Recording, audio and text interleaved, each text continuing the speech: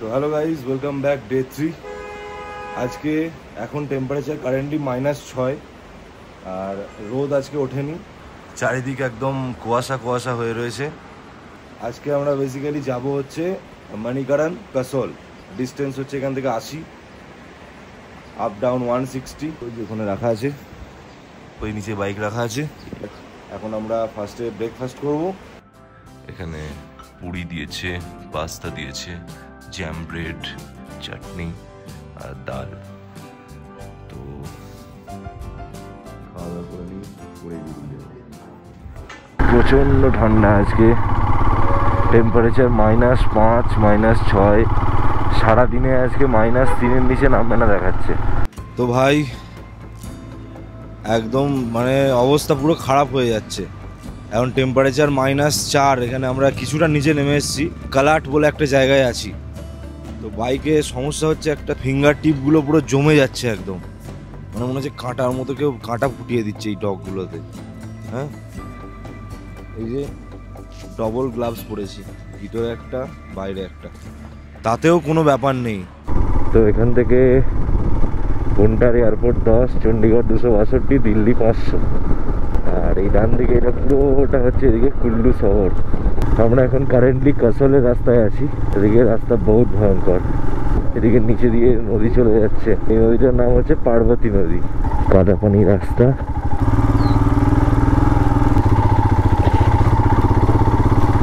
তো বন্ধুরা, আমরা এখন আছি কাসলের রাস্তায়।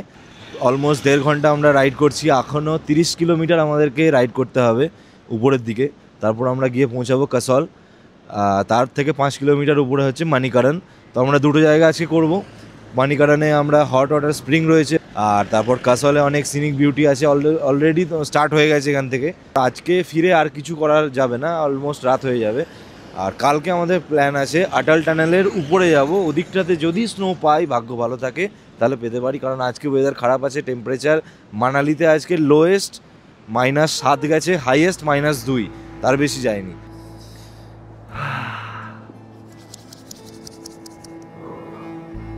কি লাগছে চারিদিকটা। তো সত্যি কথা বলতে পাহাড়ে না আসলে জীবনটা অসম্পূর্ণ থেকে যাবে, এইটুকু আমি বলতে পারি। তো যারা পাহাড়ে কখনো আসনি তারা ডেফিনেটলি এই শীতেই এসো, বেরিয়ে পড়ো, জাস্ট বেরিয়ে পড়ো যে কোনো পাহাড়ে করবার মতো কিছু লাগবে না, যে তোমাকে প্যারাগ্লাইডিং করতে হবে, তোমাকে রাফটিং করতে হবে, এসব কিছু দরকারই নেই। শুধু হ্যাঁ, বরফ দেখতে পাইনি আমাদের কোনো আফসোস নেই, আর আমরা যা দেখছি এটাই অনেক, মোর দ্যান এনাফ। অসাদৃশ্য। হ্যাঁ হ্যাঁ, আর একটা কথা, সব থেকে ইম্পর্টেন্ট কথা, পাহাড়ে গেলে অবভিয়াসলি যদি তোমার 18+ বয়স হয়, বাইক রেন্ট করো, বাইক রেন্ট করে ঘোরো। এখানে ঠান্ডার মধ্যে তুমি বাইকে ঘোরার যে থ্রিলটা, সেটা তুমি আর কোথাও পাবে না।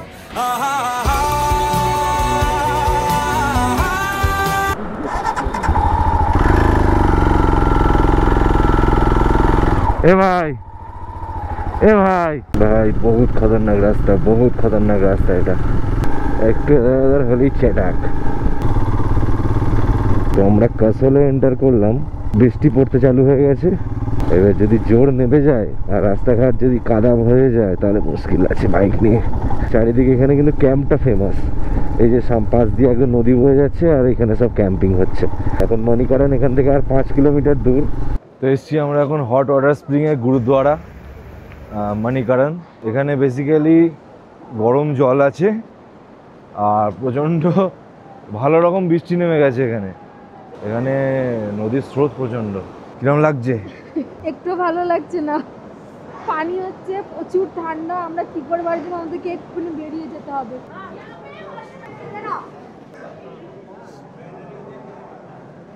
দেখি কতটা গরম আছে পানিটা। এই শালা বিরাট গরম।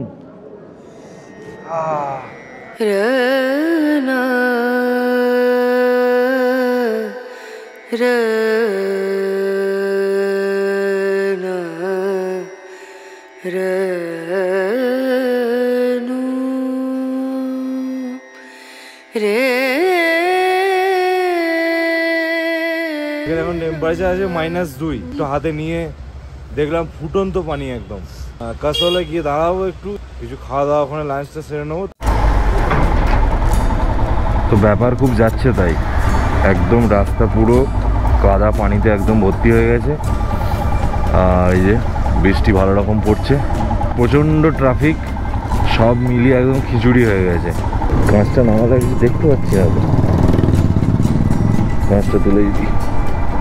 কাঁচটা তুলে দিলে আবার বৃষ্টি আসছে, কি সমস্যার মধ্যে পড়েছি। এখানে গাছগুলো কি সুন্দর দেখতে লাগছে, দেখো।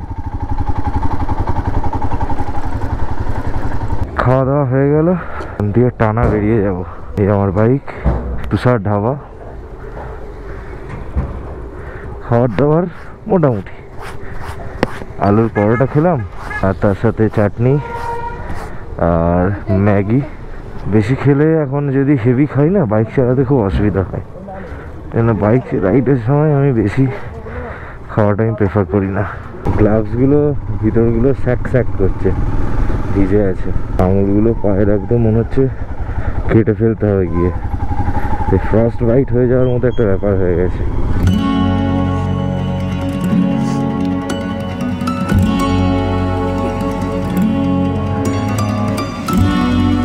বাইকে ঘুমোচ্ছিলে কেন? হ্যাঁ, আস্তে আস্তে দেখছি রাস্তায় এরকম চলছে, পিঠে পিঠে এরকম হেলমেটটা মারছে খালি।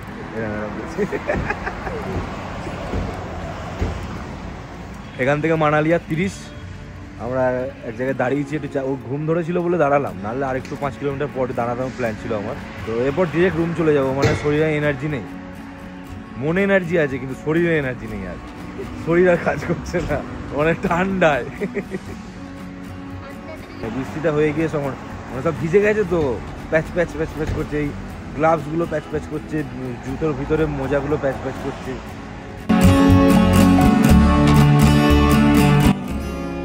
তো ভাই ক্রিসমাসের ইউ আসছে, সেই কারণে ম্যাল রোড সেজে উঠেছে।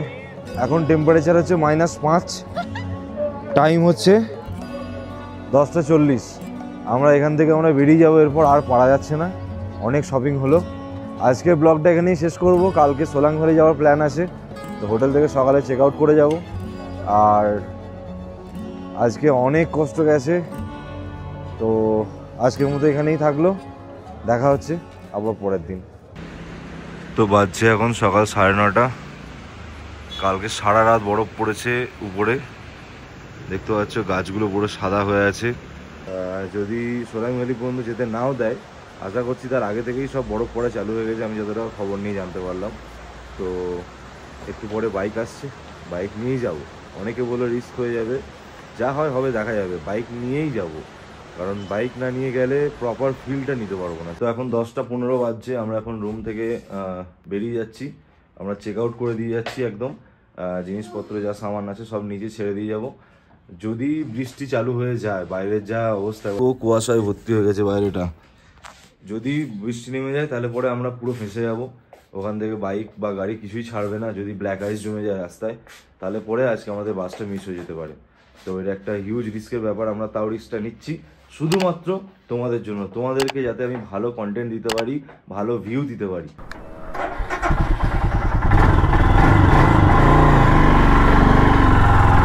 ও ভাই সাহাব, কি দেখছি সামনে এটা!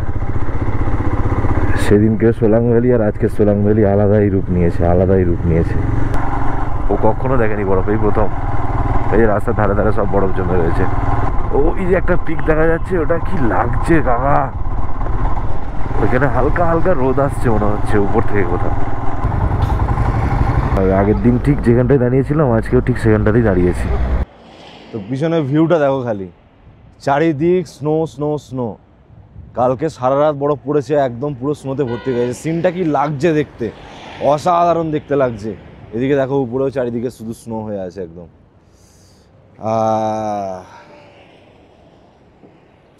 ওইখানে একটা পিক রয়েছে, ওই পিকটা সব থেকে দেখতে ভালো লাগছে, ওই পিকটা।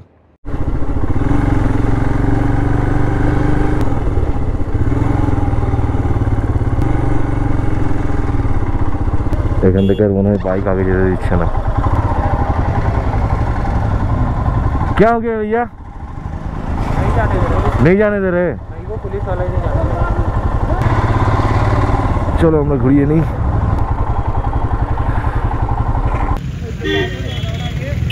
लड्डू लड्डू देख लड्डू देख लड्डू देख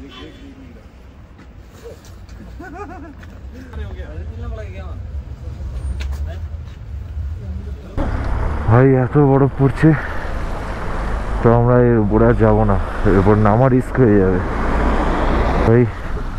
বাইক পুরো ভিজে গেছে,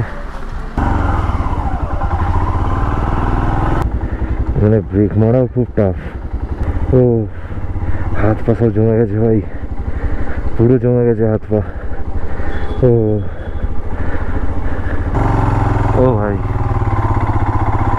লা লা লা, চারিদিকে শুধু স্নো আর স্নো, কি লাগছে এদিকটা। এখানে এরকম চারিদিকে স্নো পড়ে আছে, এত ভালো লাগছে। সব গাছের ডালগুলোতে স্নোতে ভর্তি, আর নিচে মাটিতেও স্নো পড়ে রয়েছে। অসাদৃশ্য লাগছে। টেম্পারেচার এখন -5। তো উপরে গেছিলাম, প্রচণ্ড স্নো পড়ছে, তো আমরা সেজন্য উপর থেকে নিচে চলে এলাম, কারণ ওখান দিয়ে তার আর কিছুক্ষণ পরে হয়ে গেলে বাইক নিয়ে আসা মুশকিল হয়ে যেত। আবার নিচে আসার সময় আমরা রাস্তার ধারে এখানে জায়গাটা দেখতে পেলাম, তো এটা খুবই ভালো লাগলো আমাদের। তো এখানটায় ভাবলাম দাঁড়াই, তো ভিতরটা এত সুন্দর, এটা ছোট্ট একটা বাগান বেসিক্যালি।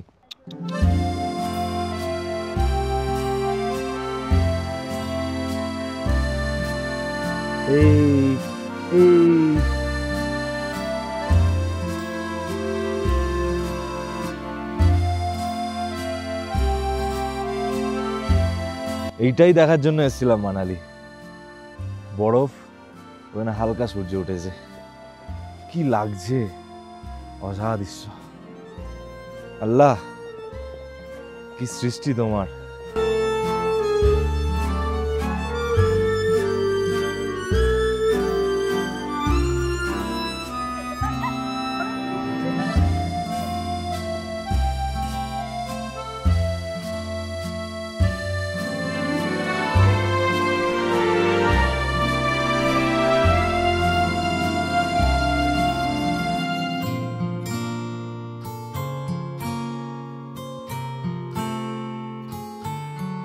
স্নো পড়ছে গাইস, আবার অনেক বেশি স্নো পড়ছে, অসাধারণ লাগছে।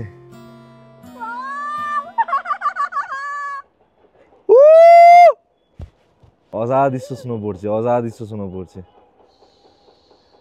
ইচ্ছে করছে না এখান থেকে যাই, হ্যাঁ মানে মনে হচ্ছে এখানে মানে ঘন্টার পর ঘন্টা থাকি, একদম যেতে ইচ্ছে করছে না, কিন্তু হাতে সময় নেই। আজকে আমাদের এখান থেকে বাস রয়েছে সন্ধ্যেবেলা, বাই বাই মানালি করতে হবে খুব শিগগিরই। তো স্নোফলটা অসাদৃশ্য লাগছে দেখতে, তোমরা বিশ্বাস করো, চলে এসো মানালি, চলে এসো, অসাধারণ জায়গা। জিতে জি জান্নাত মিল গিয়া ভাই, অসাধারণ। তো ঘটনা হচ্ছে এখন এবার বেরিয়ে যেতে হবে, অনেকটা সময় হয়ে গেল।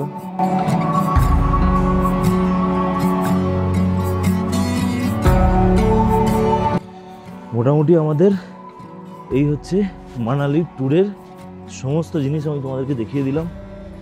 এখন এবার ব্লগটা এখানে শেষ করতে হবে। আনফর্চুনেটলি আনলিমিটেড পয়সা আমাদের কাছে নেই, আর আনলিমিটেড ধৈর্য আর সহ্য আমাদের কাছে নেই। তো আমরা এখানে এত বরফে, এত ঠান্ডায় এর বেশি আর আমরা থাকতে পারলাম না।